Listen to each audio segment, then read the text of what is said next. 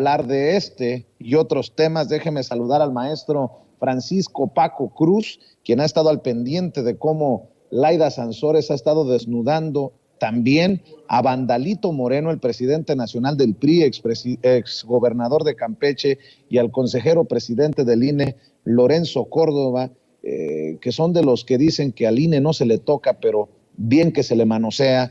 Mi querido Paco, te saludo con mucho gusto. ¿Cómo estás? Muy buenos días todavía. Vicente, tú sí, tienes razón, todavía frío. Si mira, hoy bajé al Valle de Toluca, así que hace frío. Pero no, buenos días, Vicente. Mira, qué temas, ¿no? El de Monreal, que lo hemos platicado. Mira, hay muchas evidencias que hace por lo menos 2 años él ya había delineado su salida de Morena. Y claro, ¿por qué no se sale? Que es la gran pregunta. ¿Por qué no renuncia? ¿Por qué no se va? Bueno, pues mira, los dineros de Morena en el Senado llegan a él directamente. Tiene una posición no solo para obtener recursos legales de Morena, sino que tiene una posición para negociar con todos sus amigos, incluidos Alito Moreno, incluido Lorenzo Córdoba Vianello. Tiene una posición importante, destacada, para hacer lo que él sabe hacer muy bien, el mercenarismo político. Sí, se ha relevado como eso, un, un mercenario de la política que debía estar hace mucho fuera de Morena. No está, pero hay razones de peso, que es el dinero de Morena en el Senado, el dinero legal y la posición que le permite negociar con sus amigos del PRI, sus amigos del PAN, que lo han arropado bastante bien, pero eventualmente va a tener que tomar la decisión, Vicente, sí, solito, solo va a tener que tomar la decisión. No tiene un capital político para competir con Claudia Sheinbaum, con Marcelo Ebrard. No tiene capital político, pero hay que reconocerlo, es un negociante hábil. Negoció la gubernatura de Zacatecas, negoció algunas posiciones en la Ciudad de México. Es decir, él ha hecho su lucha, la está haciendo a través de la oposición. Hay evidencias de que hace por lo menos 2 años empezó a negociar con Movimiento Ciudadano. Él está buscando su salida, pero también hay que reconocerle, también es hábil. Vicente tiene mucho tiempo en la política, nació prácticamente en la política, a eso se dedica, y es un tipo que sabe buscar los momentos para acomodarse y encontrará el momento para terminar de traicionar, no traicionar porque ya lo ha hecho, lo hace muy a menudo, sino para terminar de traicionar a Morena, que no al presidente, porque Laida tiene razón. Mira, el presidente sabe, tiene sus momentos cuando la oposición, y entre ellos Monreal, hacen una cosa. El presidente ya va 2 pasos adelante. Es histórico, así ha sido el presidente, así va a ser. Entiende cómo funcionan los políticos. Mira, el presidente Andrés Manuel López Obrador es uno de esos mandatarios que no entran en la estadística política nunca. Es un accidente estadístico. Es un hombre que no nace todos los días. Así que ya encontrará, ya seguro que ya tiene las formas para lidiar con Monreal, las formas para lidiar con la oposición. Es un presidente que nació en la calle, se hizo en la calle, y que va a encontrar las formas, si es que no las tiene ya, para darles la vuelta a Vicente. Ha manejado la agenda por 4 años. Bueno, pues manejó la agenda cuando fue jefe de gobierno. Así que les va a dar la vuelta, lo va a encontrar, y Monreal eventualmente va a decantar por irse de Morena. Quiere ser candidato presidencial, pero no le alcanza a Vicente.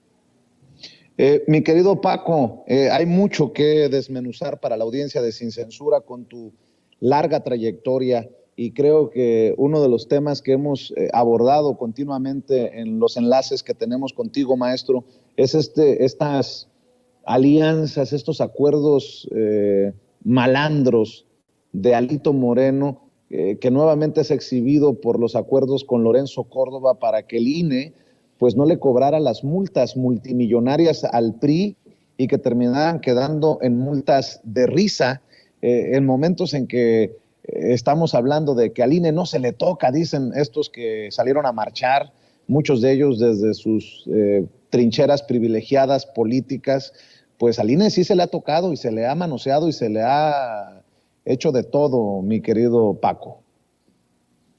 Sí, mira, Vicente, vamos a tocarlo en varias partes. La primera, mira, los diálogos que mostró anoche la gobernadora de Campeche, Laida Sansores, deben ser un camino para, no para mostrar a Alito Moreno y a Lorenzo Córdoba como lo que son delincuentes de altos vuelos, delincuentes electorales, delincuentes políticos, protegidos en una extraña legalidad. No, mira, eso ya lo sabemos. Lo que debía servir con las conversaciones que se dieron a conocer anoche y la difusión de viejas conversaciones de los audios, debía servir para que renunciaran, pero ya, no solo Alito Moreno, no solo Lorenzo Córdoba Vianelo, mira, el secretario de Finanzas del PRI, Hugo Gutiérrez, que es el que participa en esas negociaciones para reducir las multas, debían renunciar ya, pero nos debe llevar a hacer otras preguntas. Por ejemplo, ¿cuánto dinero de ese ha recibido Lorenzo Córdoba Vianelo? Si debía haber una investigación. Sí, son organismos autónomos, en este caso el INE, pero no es autónomo completamente, recibe recursos públicos e influye en la política. Así que, mira, la difusión de esos audios son indicios sólidos de que Alito y Lencho, que son eso, mira, son alias, en el sentido amplio mafioso de la palabra, que son delincuentes de altos vuelos, que son responsables de fraudes continuos masivos de recursos públicos. Mira, Lencho y Alito, como Ricardo Monreal, no se han dedicado solo a la especulación electoral y a vivir de los recursos públicos, sino que se han dedicado a corromper la política, aprovechando los viejos esquemas de corrupción impuestos por quién, por las presidencias del PRI y del PAN, por Carlos Salinas de Gortari, por Ernesto Zedillo, por Vicente Fox, por Felipe Calderón, por Enrique Peña Nieto, se han dedicado al saqueo de recursos públicos. Eso es lo que son, mira, son saqueadores de recursos. Lorenzo Córdoba ha perdido hace mucho, si es que alguna vez la tuvo, la poca credibilidad que se le podía dar, el beneficio de la duda, ¿sí? Lo han perdido todo, pero ¿qué tienen? No tienen vergüenza, ¿sí? Ellos son de lo peor que han dejado los organismos electorales desde que existen como tal, a través de la Secretaría de Gobernación, a través de lo que tú quieras, o autónomos, desde que el PRI es PRI, a partir de 1946, son eso, delincuentes electorales que se usan para negociar candidaturas, para fortalecer a ciertos dirigentes y para controlar al PRI y para controlar claramente al PAN ahora, ¿verdad?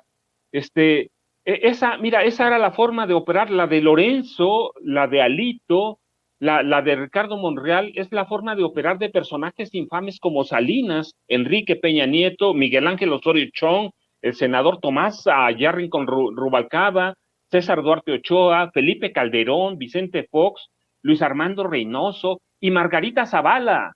O sea, no es que estemos descubriendo algo nuevo, tenemos nuevos nombres, pero mira, yo recuerdo entrevistas que le hacían en los 80 a Palillo, ¿sí? Aquel comediante político que a mí me encantaba porque mi padre me lo inculcó, y cuando le hacían entrevistas en los 80, decía, es que tenemos 50 años con lo mismo.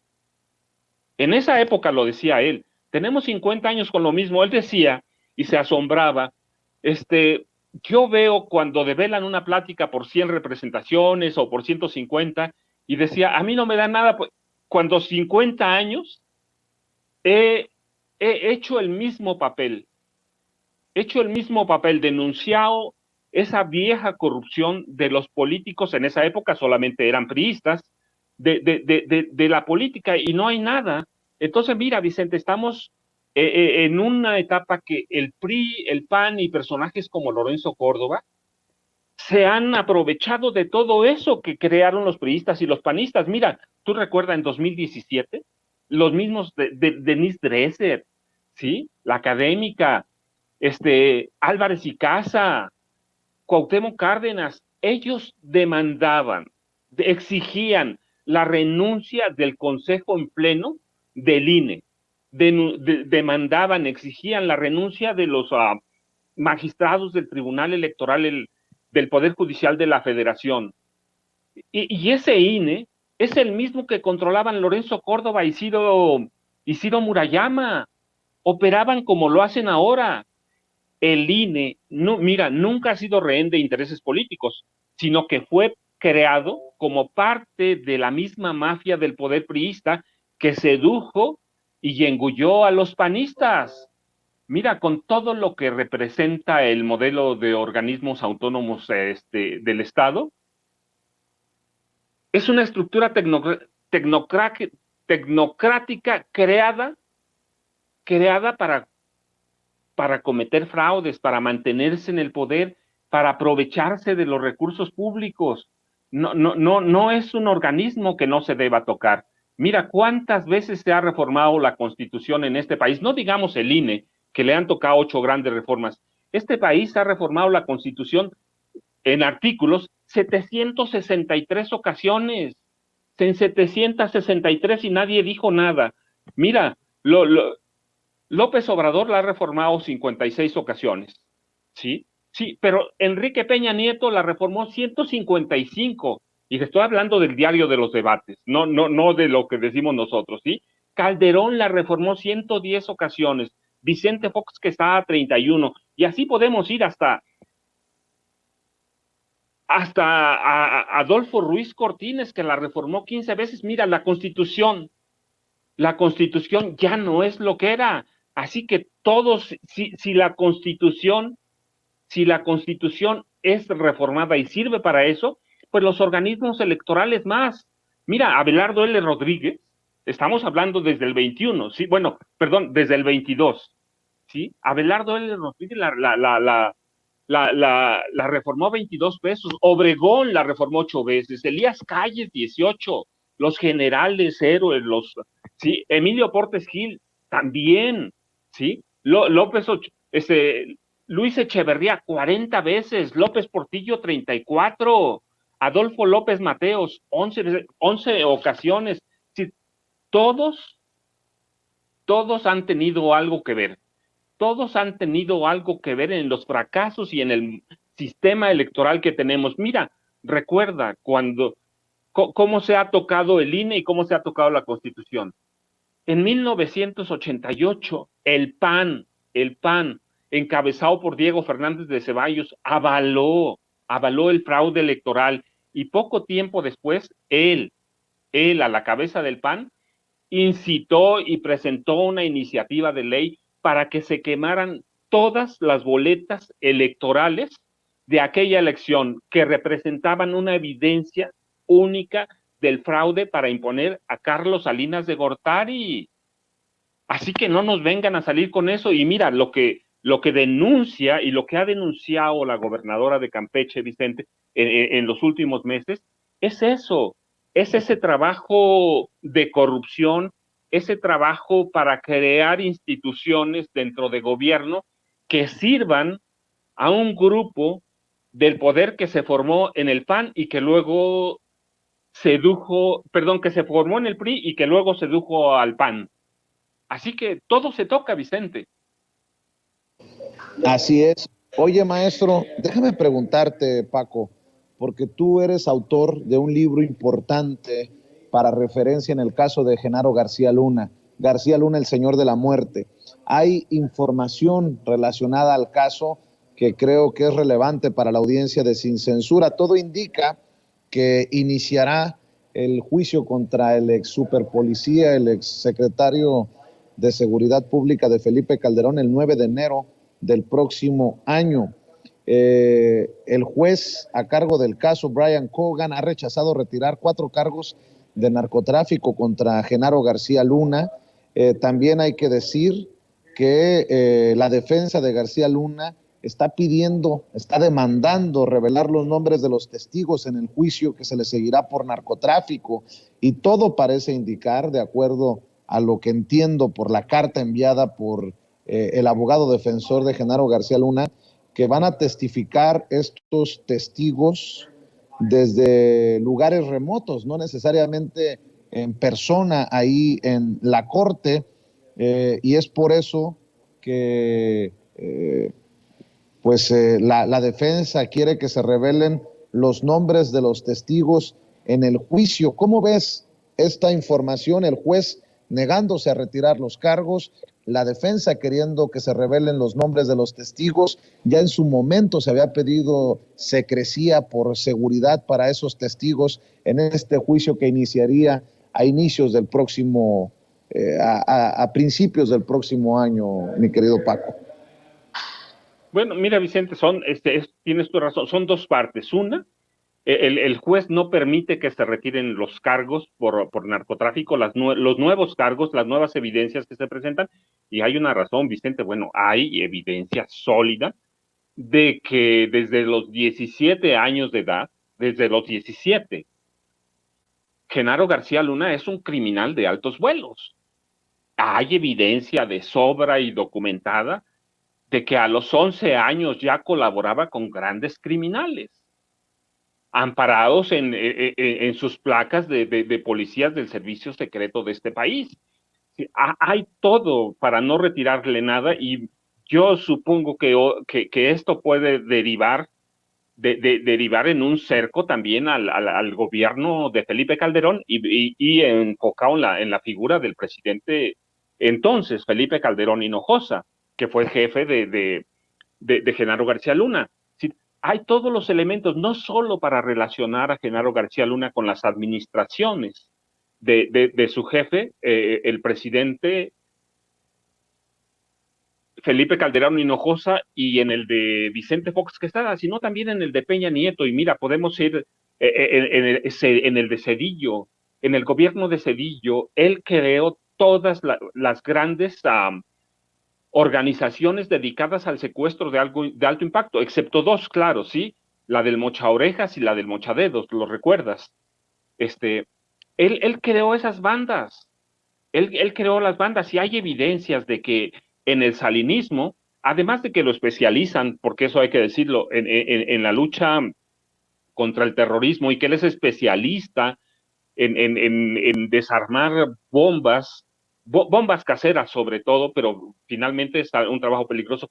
Desde entonces se empezó a involucrar en el crimen organizado, y hay evidencia muy sólida de que él llega al CISEN para formar una banda de criminales desde el Estado. Sí, a cada presidente con el que trabajó, le delegó tareas para controlar una parte del crimen, hasta que Vicente Fox Quesada y luego Felipe Calderón Hinojosa le dieron todas las herramientas, no solo para controlar algunas partes del crimen organizado, los secuestros, la extorsión a policías también, sino para controlar todo lo que es el crimen organizado, incluido el narcotráfico, Vicente. Y eso es por un lado. Por el otro, en los testigos, no, pues siempre va a ser un hombre peligroso.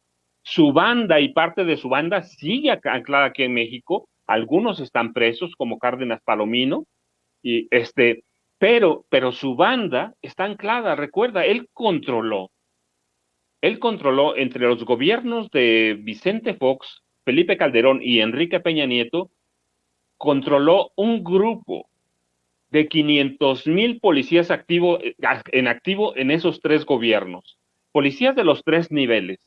Así que muchos de los comandantes, muchos de los directores de seguridad pública eran sus amigos, eran sus socios criminales. Así que es un personaje peligroso, es un personaje que mata.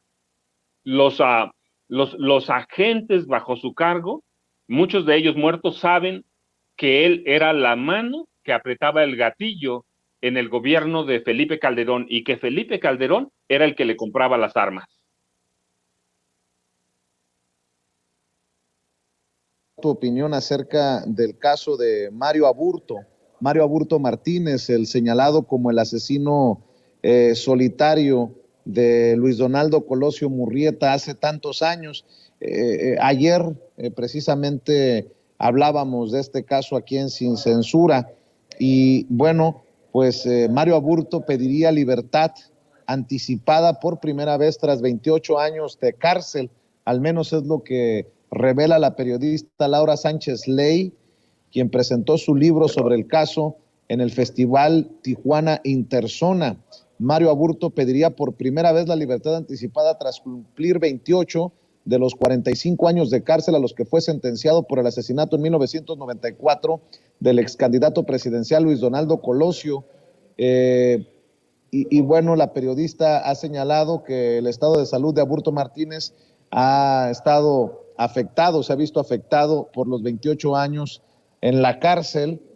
¿Cómo ves esta posibilidad en momentos en que el propio presidente Andrés Manuel López Obrador abrió la posibilidad de desempolvar los archivos? No sé si recuerdas en la mañanera hace algunos meses.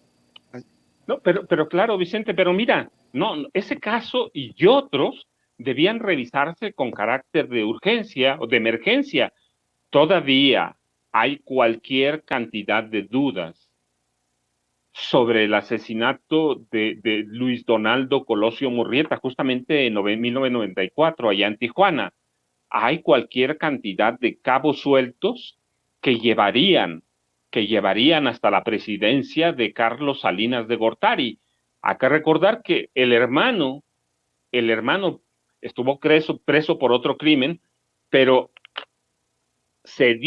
pero quiero decir, en ese contexto hay que recordar que Cedillo no se atrevió a investigar a Carlos Salinas de Gortari por ese asesinato. Primero, porque tuvo miedo. Segundo, porque lo hizo mal.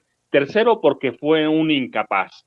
Entonces, ese caso hay que revisarlo a fondo. Hay cualquier cantidad de dudas. Mira, desde los primeros interrogatorios que se le hacen, no se le hacen en la Procuraduría, no se lo hace gente muy cercana a Carlos Salinas de Gortari. Hay muchas dudas, hay evidencias que debe revisarse, que debe corregirse, y sí, es un caso que debe todavía estar presente por todo lo que representó y que no fue no fue el único magnicidio en el gobierno de Carlos Salinas, lo recuerda, fue el de su cuñado, Francisco Ruiz Massieu, el cardenal Posadas Ocampo y cualquier cantidad de asesinatos políticos. ¿Es capaz Carlos Salinas de Gortari de asesinar? Claro, se debe revisar con un ojo independiente, con un ojo crítico, es lo menos que merece este país y por todo lo que representó ese sexenio, Vicente, en cuestión de ejecuciones, que prácticamente sigue la escuela de López Portillo, sigue la escuela de Luis Echeverría, de Gustavo Díaz Ordaz, de los presidentes que le antecedieron, así que debe revisarse este caso con mucho cuidado, Vicente, el de Aburto, y todas las inconsistencias que hay tienen que salir a la luz, Vicente, claro. Pues mi querido Paco, siempre es esclarecedor platicar contigo. Me da mucho gusto que llegues a la cita con la audiencia de Sin Censura de todas las semanas. ¿Por qué no cerramos invitando a esta audiencia inteligente y diferente para que te siga, para que te apoye en tus redes sociales y esté al pendiente de lo que publicas? Vicente, pues mira, ya sabes, primero antes de decirte que @Paco Cruz Jiménez Twitter, Francisco Cruz Jiménez en Facebook, recuerden que el domingo hay una marcha, merecemos ir, debemos ir, no hay ningún tipo de venganza, que no hay lo que sea, es una marcha ciudadana. El presidente Andrés Manuel López Obrador salió en las calles, está trabajando y lo que menos podemos hacer a un personaje que está trabajando es apoyarlo en este proceso. Me parece que va a ser una marcha interesante. Hay que ir, hay que estar ahí. Y Vicente, yo te agradezco como siempre, y ya sabes, Francisco Cruz Jiménez, en Facebook, @Paco Cruz Jiménez en Twitter, y estamos al pendiente. Les mando un abrazo, Vicente, y muchos saludos. Nos vemos el domingo, mi querido Paco, para cubrir Seguro que precisamente sí. esta marcha del domingo. Gracias al maestro Paco Cruz hablando con nosotros sin censura. Antes de entrar a la mesa de diálogo,